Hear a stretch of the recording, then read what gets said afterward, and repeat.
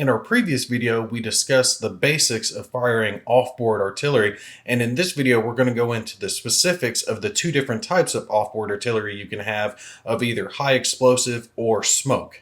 Using the same example that we had from our previous video of a off-board high explosive attack of a firepower of 4 needing a 5 to hit, called in by our German HQ here against these Russian units. We already have our barrage marker placed down, and let's assume that the roll was made and this was a successful attack.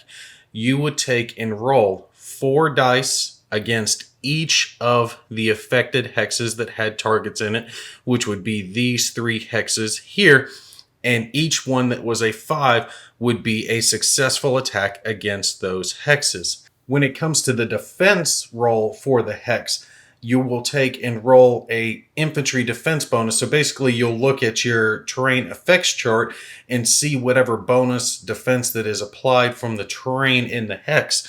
For our infantry here, you see that they're in a wooded hex, so they would get to roll 1 defense die against the hits that they received. And also our armored vehicles here would also get 1 defense die each, because you do get 1 defense die if there's an armored hard target unit in the hex.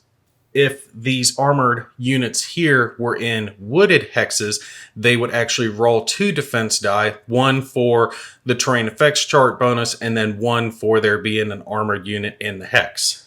Do keep in mind that you roll your attack per hex, not per unit.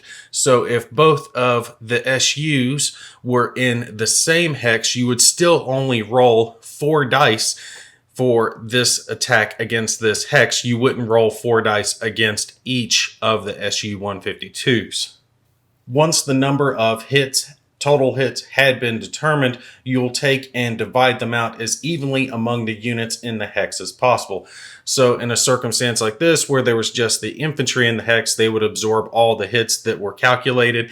And in a situation like this, where you had 2 units in a single hex, you would take and divide them out as evenly as possible, and no unit could receive 2 hits before both units had received at least 1 hit. When it comes to firing an off-board smoke mission, that is done very similar to how we did our high explosive mission, with the exception that you're going to lay down a smoke 2 marker, and it will too also affect the 6 surrounding hexes.